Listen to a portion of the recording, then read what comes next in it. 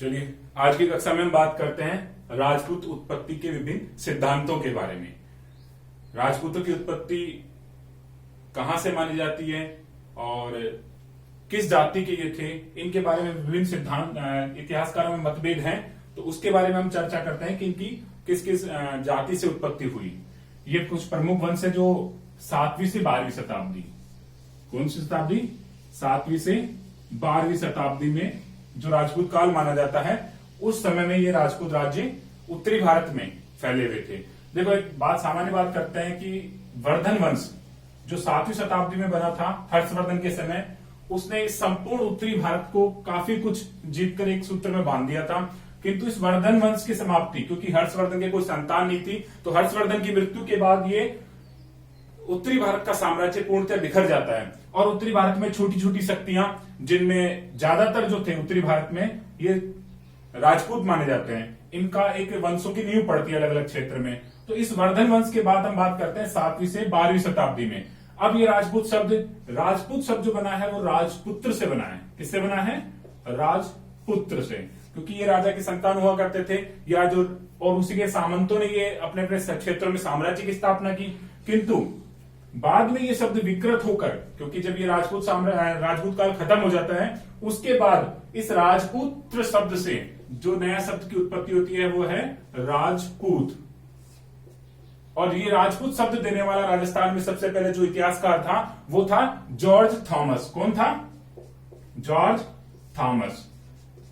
George Thomas ने सबसे पहले सन 1800 ईस्वी में ये शब्द दिया था राजपूत। तो इसके बाद अब हम बात करते हैं इसकी उत्पत्ति के जो विभिन्न सिद्धांत हैं उनके बारे में। तो उत्पत्ति के सिद्धांतों में 2 प्रकार के सिद्धांत प्रचलित है भारत में। राजपूतों की उत्पत्ति के संबंध में 2 सिद्धांत प्रचलित हैं। जो पहला सिद्धांत है वो सिद्धांत है, कुछ लोग कहते हैं कि राजपूत जो थे विदेशियों की संतान थे। किसकी संतान थे? विदेशियों की। जो भारत में विदेशी जातियां आई और उन्हीं जातियों ने यहां पर जो राज किया या इनके समाज में घुल मिल गए, उन्हीं से राजपूतों की उत्पत्ति मानी जाती है। किंतु कुछ दूसरे विचारधारा के विद्वानों का मानना है कि राजपूत जो थे बाहर से आई हुई जाति ना होकर भारतीय मूल के ही थे। क्या कहना है कि ये कहां के थे राजपूत? भारतीय मूल के ही संतान थे। तो एक एक करके हम दोनों के बारे में जानते हैं। पहले हम जानते हैं कि राजपूत जो है वो विदेशी कौन कौन बताता है। तो ज्यादातर जो विदेशी बताने वाले इतिहासकार हैं जो वो हैं विदेशी ही इतिहासकार हैं। भारतीय इतिहासकारों ने राजपूतों को भारतीय बताया, किंतु विदेशी इतिहासकारों ने इसको विदेशी बताया। तो इनके विदेशी इतिहासकारों में जो हम पहला नाम लेते हैं वो होता है कर्नल जेम्स टोड। नाम सुना होगा, कर्नल जेम्स टोड, जो राजस्थान का इतिहास लेखन का कार्य जिन्होंने किया था। एक अंग्रेज इतिहासकार थे जो राजस्थान में आते हैं, राजस्थान का अध्ययन करते हैं, यहाँ के राजपूत वंशों का, और इतिहास लेखन का कार्य करते हैं। जेम्स टोड हैं, पहले इनके बारे में सामान्य बात कर लेते हैं। जेम्स टोड जो अंग्रेज इतिहासकार थे, उन्होंने 2 किताब लिखी। इनकी जो बुक है उनका नाम है एनाल्स एंड एंटीक्विटी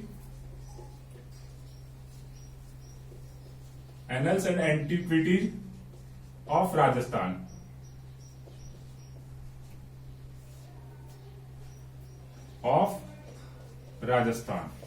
ये इनकी प्रसिद्ध किताब है।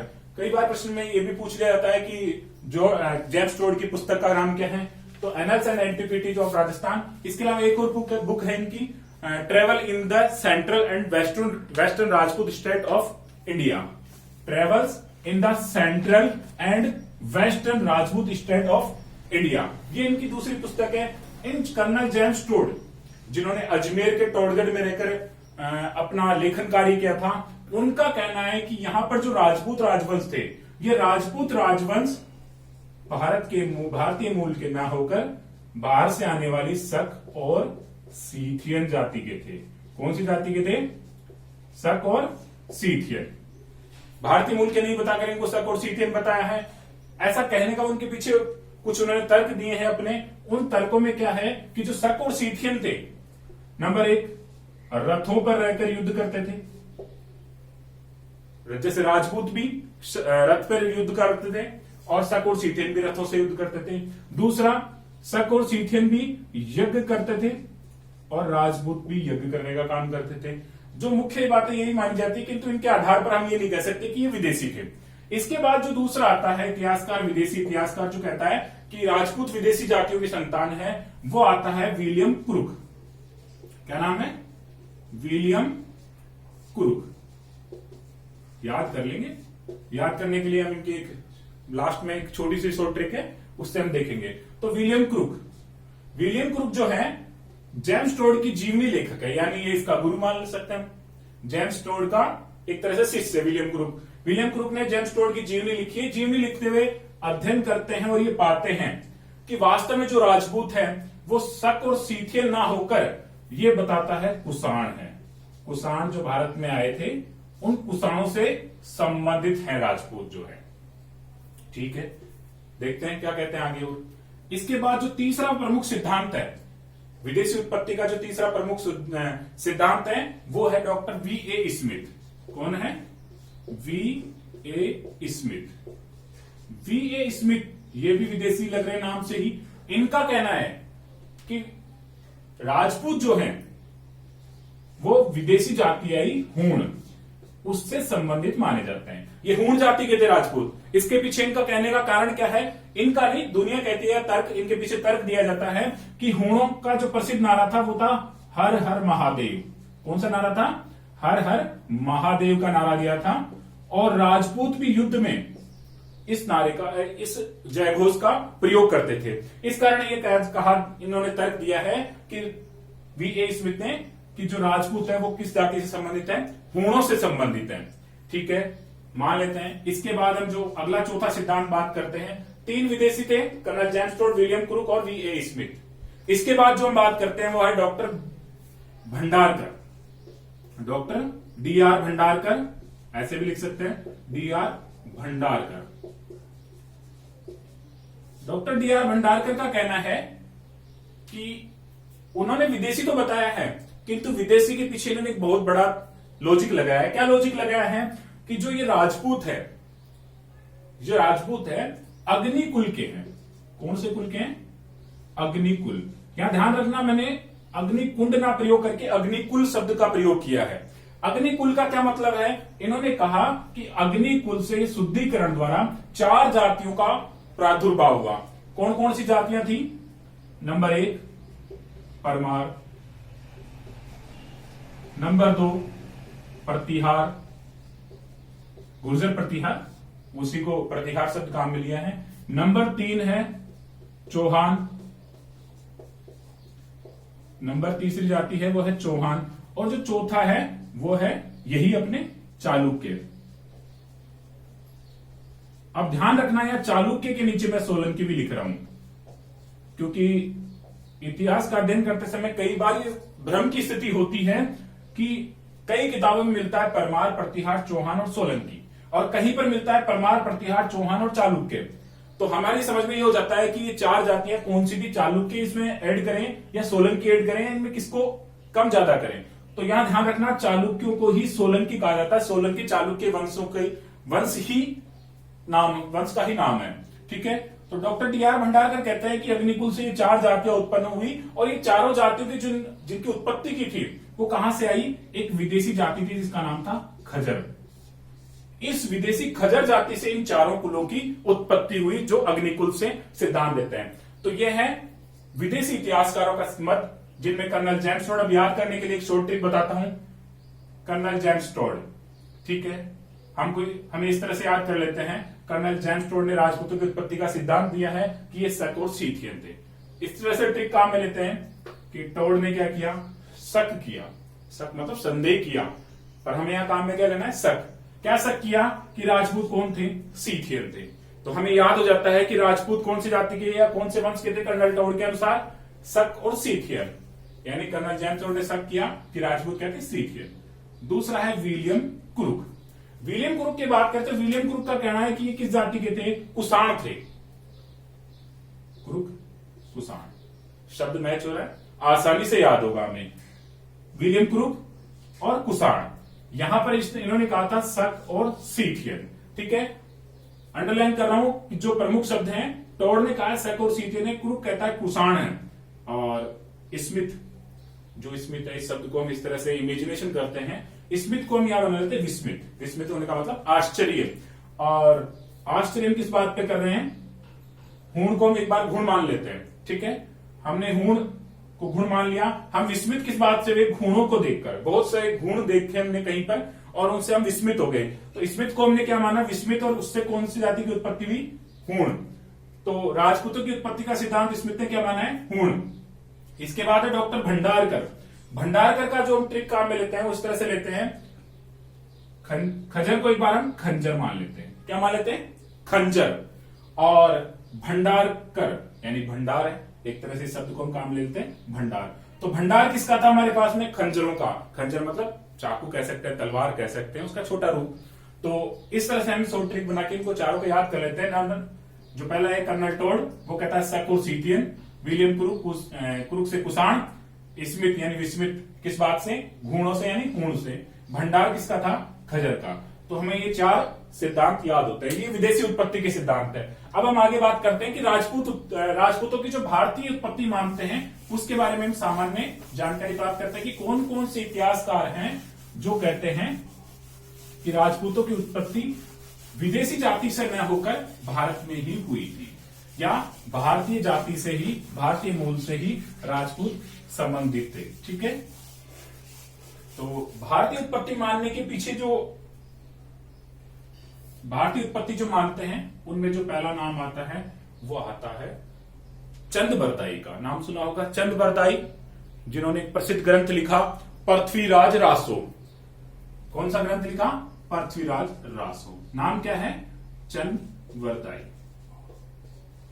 तो इन चंद बरदाई ने जो ग्रंथ लिखा, ग्रंथ का नाम मैं लिख रहा हूं यहां पर, पृथ्वीराज, अजमेर में थे, अजमेर के चौहान वंशी पृथ्वीराज के राज दरबारी थे। तो यहीं पर रहते हुए इन्होंने पृथ्वीराज रासो ग्रंथ की रचना की। एक तरह से कहानियों का भंडार है ये। पृथ्वीराज रासो में साहित्य ना होकर एक तरह से कहानी रूप में सारा इतिहास लिखा हुआ है। तो चंद बरदाई जो है वो क्या उत्पत्ति मानते हैं राजपूतों की, उन्होंने तर्क दिया है कि क्या हुआ, एक बार जब परशुराम जी थे, भगवान परशुराम, उन्होंने संपूर्ण पृथ्वी को क्षत्रिय विहीन करने की ठान ली, और जब संपूर्ण पृथ्वी से वो क्षत्रियों का विनाश कर चुके थे, ऐसी कंडीशन में, ऐसी स्थिति में गुरु वशिष्ठ थे। शासकों की कमी हो गई, शासकों की कमी होने के कारण जो गुरु वशिष्ठ थे उन्होंने शासक उत्पन्न करने के लिए एक जिसको कहते हैं अग्निकुंड हवन किया, और अग्निकुंड से इन्होंने 4 जातियों की उत्पत्ति की। जो डॉक्टर भंडारकर ने कहा है वैसा ही इनका सिद्धांत है चंद बरदाई का। वो कहते हैं कि वशिष्ठ ने एक आबू पर्वत पर, सिरोही में आबू पर्वत पर एक यज्ञ किया, हवन किया, और उससे वही 4 जातियों की उत्पत्ति की। नंबर 1 परमार, नंबर 2 प्रतिहार, नंबर 3 जो नंबर तीसरी जाति है वो है चौहान, जो अजमेर के चौहान है वो, और नंबर जो 4 है वो है चालुक्य या सोलंकी। ध्यान रखना फिर से, चालुक्य या सोलंकी। इन चारों जातियों की उत्पत्ति की ऐसा कौन कहता है, चंद बरदाई, ठीक है, मान लेते हैं। इसके बाद जो भारतीय उत्पत्ति का दूसरा सिद्धांत है, जिन्होंने कहा है कि राजपूतों की भारतीय उत्पत्ति है, उसमें है डॉक्टर दशरथ शर्मा। कौन है, डॉक्टर दशरथ शर्मा। तो शर्मा जी का कहना है, क्या कहना है शर्मा जी का, शर्मा जी कहते हैं कि क्योंकि शर्मा जी ब्राह्मण है, तो कहते हैं राजपूत कौन थे, ब्राह्मण कुल से ही संबंधित थे, ठीक है, सामान्य सी बात है। शर्मा जी तो शर्मा जी बताएंगे। इसके बाद जो राजपूतों की उत्पत्ति का तीसरा सिद्धांत है वो है, जो राजपूतों की भारतीय उत्पत्ति बताता है, वो तीसरा सिद्धांत है, यहां पर हम काम में लेते हैं GSH ओझा, डॉक्टर GSH ओझा। डॉक्टर GSH ओझा मतलब गौरी शंकर हीराचंद ओझा इनका पूरा नाम है।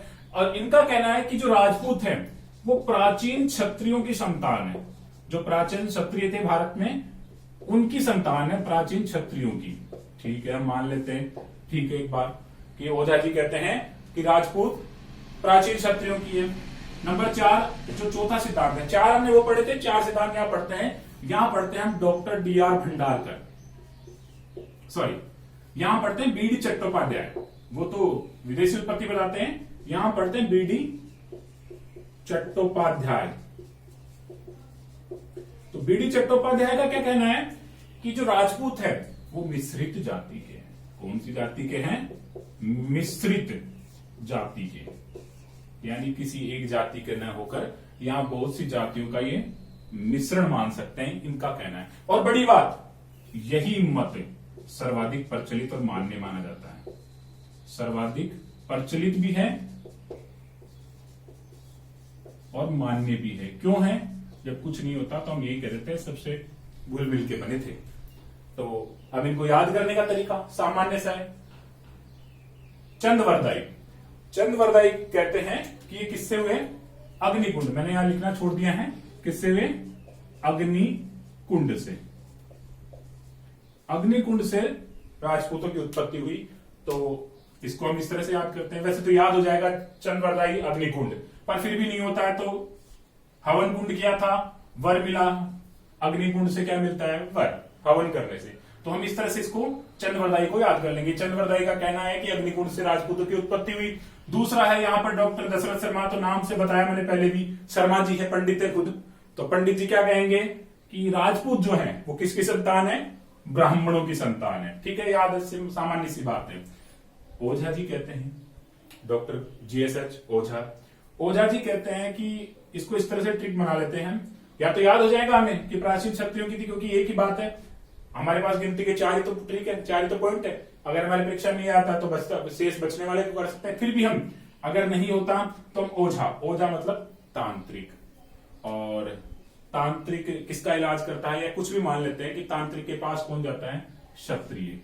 ठीक है, तांत्रिक था और तांत्रिक के पास कौन गया? क्षत्रिय चले गए। नहीं याद होता, हम और भी ट्रिक्स और ट्रिक बना सकते हैं। कोशिश करना, प्रयास करना, आप भी कुछ बना सको। अगला है B.D. चट्टोपाध्याय। तो यहां हम इसका अध्याय काम में लेते हैं। चट्टोपाध्याय का क्या शब्द काम में लेते हैं? अध्याय। और अध्याय, एक ही अध्याय में बहुत सारे टॉपिक्स होते हैं, मिश्रित होता है एक अध्याय, बहुत सारी चीजों का मिश्रण होता है। तो यहां मिश्रित जाति का सिद्धांत ये देते हैं। ठीक है, तो ये थे हमारे राजपूतों की उत्पत्ति के विभिन्न सिद्धांत। यहां पर कुछ प्रमुख राजपूत राजवंश है जो 7वीं से 12वीं शताब्दी में माने जाते हैं। दिल्ली के आसपास तोमर थे, अजमेर में चौहान वंश था, जयचंद गहड़वाल जो कन्नौज के आसपास का साम्राज्य था, प्रतिहार जो राजस्थान और पूर्वी राजस्थान में थे, चंदेल मध्य जो मालवा के आसपास के क्षेत्र था, गुजरात के सोलंकी या चालुक्य, चालुक्य की दूसरी शाखा भी थी। चालुक्य एक यहाँ कल्याणी के चालुक्य थे, इसके अलावा एक यहाँ वातापी के चालुक्य थे, पर जो मूल शाखा थी वो थी गुजरात में चालुक्यों की सोलंकी शाखा। चोल मैंने इसलिए लिखा है सामान्य जानकारी के लिए, चोल दक्षिणी भारत में थे। यादव भी गोदावरी नदी के ऊपरी तट पर थे। और आगे चलते हैं, पाल बंगाल में थे, सैन उड़ीसा और बंगाल का जो क्षेत्र है उसमें फैले हुए थे, गंग उड़ीसा में थे। इस तरह से ये प्रमुख राजपूत राजवंश थे। इसके अलावा यहाँ कश्मीर में लोहार वंश, उत्पल वंश, शाही वंश, ये काफी वंश थे जो राजपूत काल के वंश माने जाते हैं। तो ये थे हमारे कुछ राजपूतों की उत्पत्ति के विभिन्न सिद्धांत। अगले अध्याय में हम राजपूतों के विभिन्न कुलों के बारे में, प्रतिहारों के बारे में विस्तार से जानेंगे।